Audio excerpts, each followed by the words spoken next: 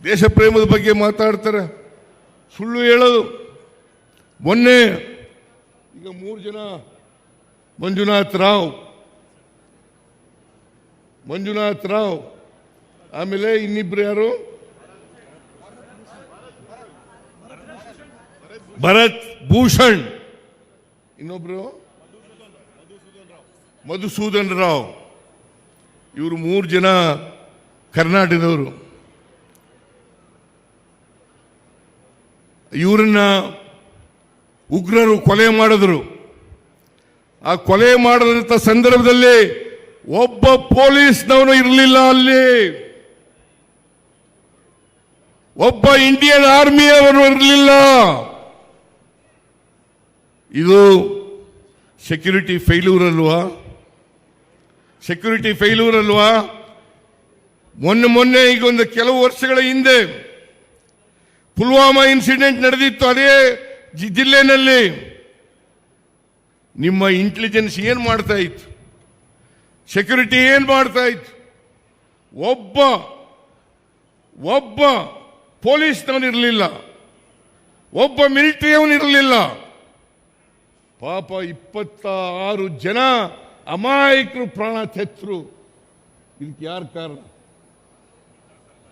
ಇದಕ್ಕೆ ಯಾರ ವಿಫಲ ಇದು? ಇದಕ್ಕೆ ನರೇಂದ್ರ ಮೋದಿಯವರು ವಿಫಲತೆ ಅಲ್ವಾ?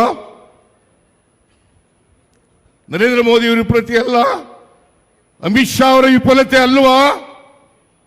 ಇದನ್ನು ಕೇಳಿದ್ರೆ ಅದನ್ನು ಮುಚ್ಕೊಳ್ಳಿಕ್ಕೋಸ್ಕರವಾಗಿ ಸಿದ್ದರಾಮಯ್ಯನವರು ಯುದ್ಧ ಬೇಡ ಅಂತಂದ್ರು ಪಾಕಿಸ್ತಾನದವ್ರ ಪರವಾಗಿ ಅಂತ ಅಪಪ್ರಚಾರ ಮಾಡಿಸ್ತೀರಾ? ಪಾಕಿಸ್ತಾನದವ್ರ ವಿರುದ್ಧ ಯುದ್ಧ ಮಾಡಬೇಡಿ ಅಂತ ನಾನು ಹೇಳಿದೆ. ನನ್ನನ್ನು ಪ್ರೆಸ್ನವ್ರು ಕೇಳಿದ್ರು, ಮೈಸೂರಿನಲ್ಲಿ ಯುದ್ಧದ ಅಗತ್ಯತೆ ಇತ್ತಾ? ನಾನು ಹೇಳಿದೆ ಈಗ ಅಗತ್ಯ ಇಲ್ಲ ಅಂತ ಹೇಳಿದೆ. ಈಗ ಅಗತ್ಯ ಇಲ್ಲ ಅಂತ ಹೇಳಿದೆ. ಅನಿವಾರ್ಯ ಆದರೆ ಯುದ್ಧವನ್ನು ಮಾಡೇಬೇಕಾಗ್ತದೆ. ದೇಶದ ಅಖಂಡತೆಗೆ, ಸಾರ್ವಭೌಮತೆಗೆ, ದೇಶವನ್ನು ರಕ್ಷಣೆ ಮಾಡ್ತಕ್ಕಂಥ ಸಮಯ ಬಂದರೆ ಯುದ್ಧಕ್ಕೆ ನಾವು ಸದಾ ಸಿದ್ಧರಿದ್ದೇವೆ. ಭಯೋತ್ಪಾದಕರನ್ನ ಬೇರ್ ಸಹಿತ ಕಿತ್ತಾಕದ್ರ ಬಿಡ್ಲು ಅವರನ್ನು ಬೆಳಿಲಿಕ್ಕೆ ಬಿಟ್ಟು ನೀವು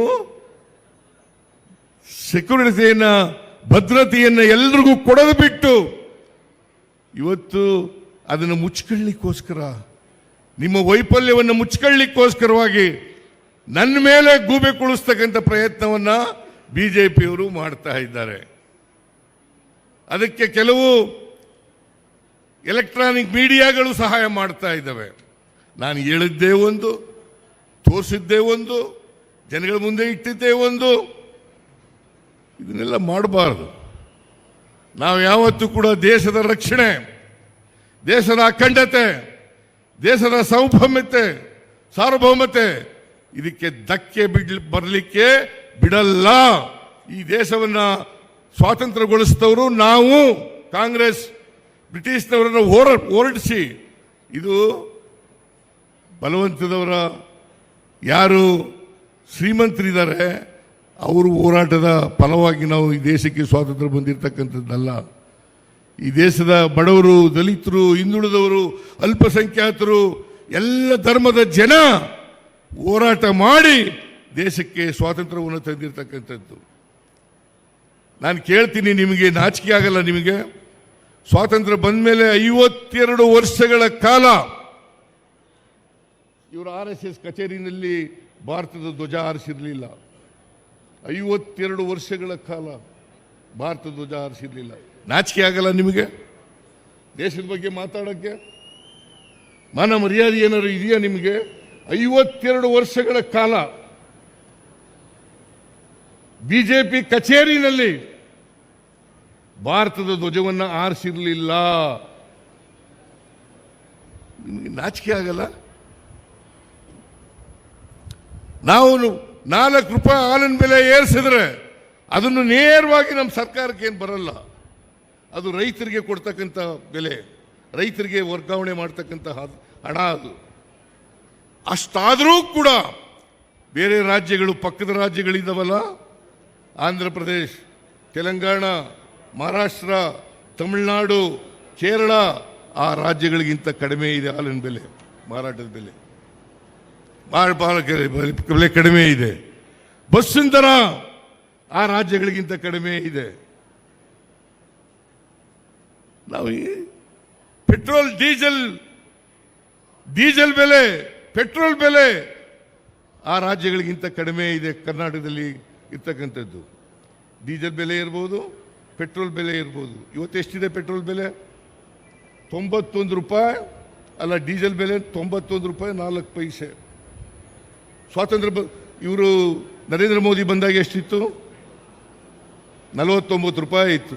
ಇವತ್ತೆಷ್ಟಾಗಿದೆ? 91 ರೂಪಾಯಿ 4 ಪೈಸೆ. ಯಾರ ಕಾರಣ ಇದಕ್ಕೆ?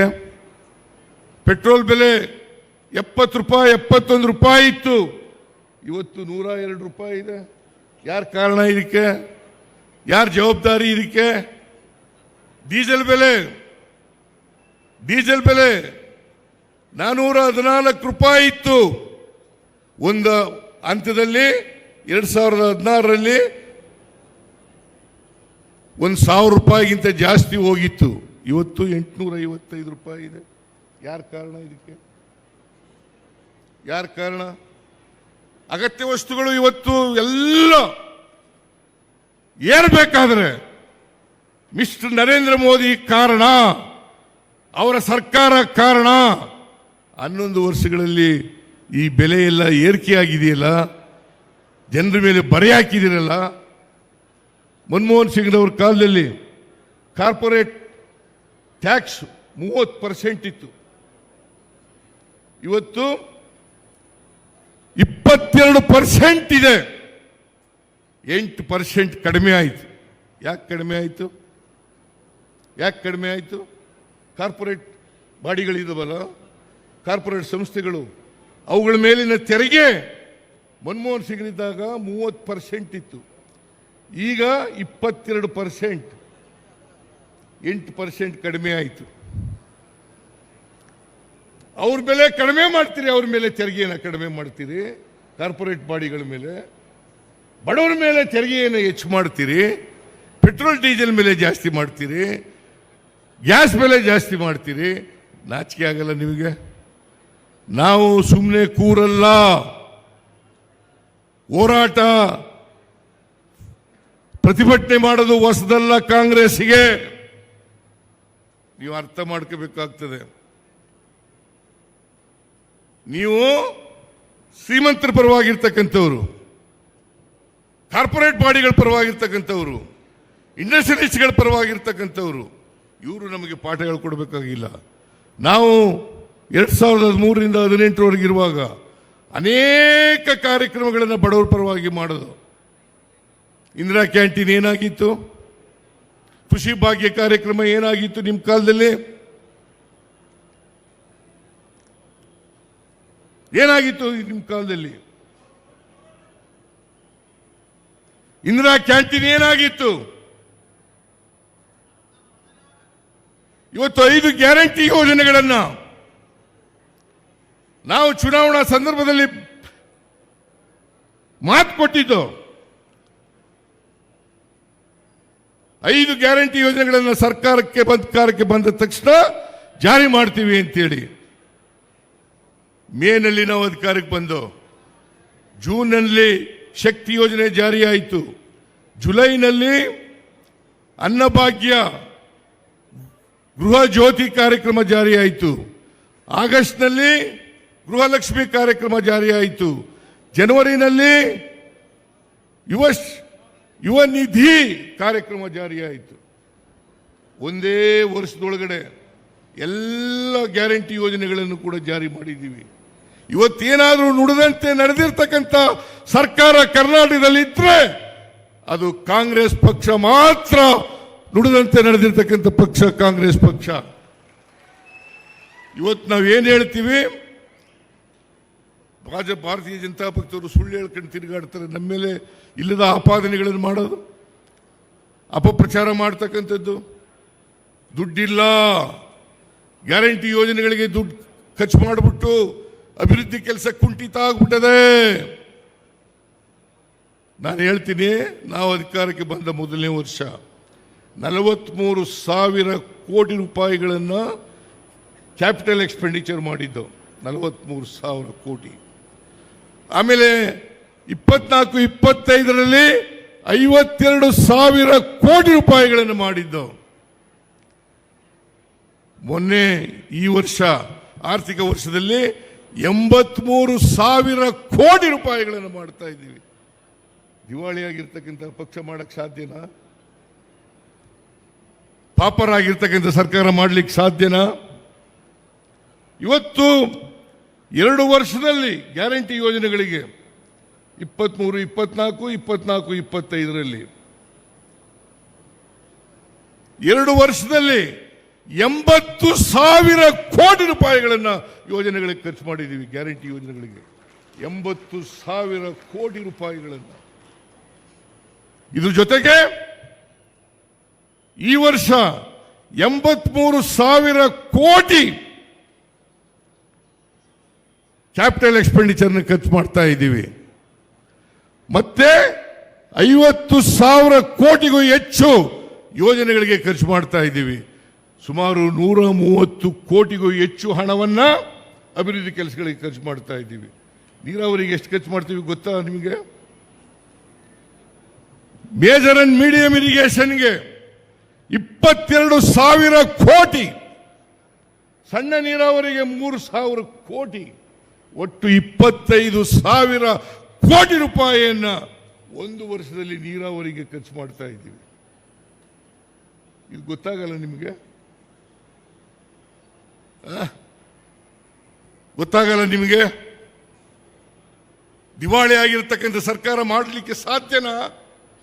ನಾವು ಗ್ಯಾರಂಟಿ ಯೋಜನೆಗಳಿಗೂ ಹಣ ಖರ್ಚು ಮಾಡ್ತಾ ಇದ್ದೀವಿ, ಜೊತೆಗೆ ಅಭಿವೃದ್ಧಿ ಕೆಲಸಗಳಿಗೂ ಕೂಡ ಹಣ ಖರ್ಚು ಮಾಡ್ತಾ ಇದ್ದೀವಿ. ನೀರಾವರಿ ಯೋಜನೆ, PWD, ಶಿಕ್ಷಣ, ಆರೋಗ್ಯ, ಗ್ರಾಮೀಣ ಅಭಿವೃದ್ಧಿ ಇಲಾಖೆ, ಎಲ್ಲ ಇಲಾಖೆಗಳಿಗೂ ಕೂಡ ಹಣ ಖರ್ಚು ಮಾಡ್ತಾ ಇದ್ದೀವಿ. ಆದ್ರಿಂದ ಕಾಂಗ್ರೆಸ್ ಸರ್ಕಾರ ಕರ್ನಾಟಕ ರಾಜ್ಯದಲ್ಲಿ ಬೆಲೆ ಏರಿಕೆ, ಕೆಲವು ಪದಾರ್ಥಗಳ ಮೇಲೆ ಬೆಲೆ ಏರಿಕೆ ಮಾಡಿದರೂ ಕೂಡ ಪಕ್ಕದ ರಾಜ್ಯಗಳು ಆಂಧ್ರ, ತೆಲಂಗಾಣ, ತಮಿಳುನಾಡು, ಕೇರಳ, ಮಹಾರಾಷ್ಟ್ರ ಆ ಎಲ್ಲ ರಾಜ್ಯಗಳಿಗಿಂತ ಕಡಿಮೆ ಇದೆ. ಎಲ್ಲ ಕಡಿಮೆ ಇದೆ. ಪೆಟ್ರೋಲ್ ಕಡಿಮೆ ಇದೆ, ಡೀಸೆಲ್ ಕಡಿಮೆ ಇದೆ, ಆನಂದ್ ದರ ಕಡಿಮೆ ಇದೆ, ಬಸ್ಸಿನ ದರ ಕಡಿಮೆ ಇದೆ. ನಾವು ಇವತ್ತು ಎಲ್ಲ ಪದಾರ್ಥಗಳ ಬೆಲೆಗಳನ್ನು ನಿಯಂತ್ರಣದಲ್ಲಿ ಇಟ್ಟುಕೊಂಡು ರಾಜ್ಯವನ್ನು ಅಭಿವೃದ್ಧಿಯತ್ತ ಕೊಂಡೊಯ್ತಕ್ಕಂಥ ಪ್ರಯತ್ನವನ್ನು ಮಾಡ್ತಾ ಇದ್ದೀವಿ. ನೀವು 4.5 ಲಕ್ಷ ಕೋಟಿ ಕರ್ನಾಟಕದಿಂದ ತೆರಿಗೆ ರೂಪದಲ್ಲಿ ಕಲೆಕ್ಟ್ ಆಗುತ್ತೆ.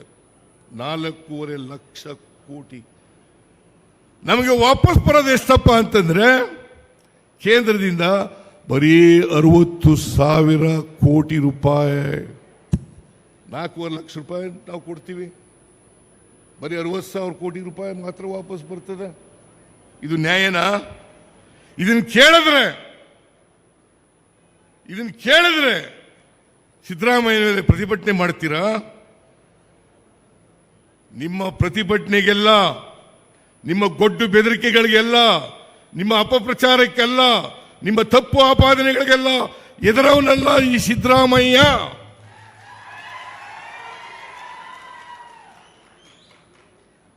ನಿಮ್ಮನ್ನ ಮೆಟ್ಟಿ ನಿಲ್ತಕ್ಕಂಥದ್ದೇ ಕಾಂಗ್ರೆಸ್ ಪಕ್ಷದ ಧ್ಯೇಯ.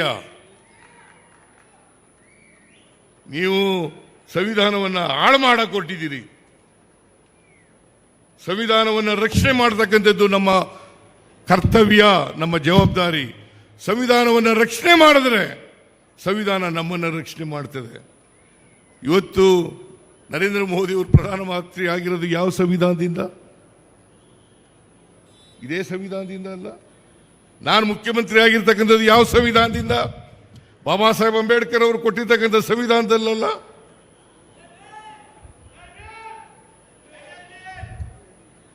ಆದ್ರಿಂದ ನಾನು ಹೆಚ್ಚು ಮಾತನಾಡಲಿಕ್ಕೆ ಹೋಗಲ್ಲ, ಸಮಯ ಆಗ್ಬಿಟ್ಟಿದೆ. ದಯಮಾಡಿ ನೀವೆಲ್ಲರೂ ಕೂಡ ಕೇಂದ್ರ ಸರ್ಕಾರ ಬೆಲೆ ಏರಿಕೆ ಇವತ್ತು ಏನಾದ್ರು ಆಗಿದ್ರೆ, ಚಿನ್ನ ಆಗಿದ್ರೆ, ಬೆಳ್ಳಿ ಆಗಿದ್ರೆ, ಗೊಬ್ಬರ ಆಗಿದ್ರೆ, ಆಹಾರ ಪದಾರ್ಥಗಳಾಗಿದ್ದರೆ ಇವೆಲ್ಲಕ್ಕೂ ಕಾರಣ ಕೇಂದ್ರ ಸರ್ಕಾರ ಅಂತಕ್ಕಂಥದ್ದನ್ನು ನಾವು ಅರ್ಥ ಮಾಡ್ಕೋಬೇಕಾಗ್ತದೆ. ಮುಂದಿನ ದಿನಗಳಲ್ಲಿ ನಮ್ಮ ಕಾರ್ಯಕರ್ತರು ಅವರ ಅನ್ಯಾಯದ ವಿರುದ್ಧ ಪ್ರತಿಭಟಿಸ್ತಕ್ಕಂಥ ಮನೋಭಾವವನ್ನು ಬೆಳೆಸ್ಕೊಳ್ಬೇಕು ಅಂತಕ್ಕಂಥ ಮಾತುಗಳನ್ನು ಹೇಳಿ ನಿಮಗೆಲ್ಲ ನಮಸ್ಕಾರ ಮಾಡಿ ನನ್ನ ಮಾತುಗಳನ್ನು ಮುಗಿಸ್ತೇನೆ. ಜೈ ಹಿಂದ್, ಜೈ ಕರ್ನಾಟಕ.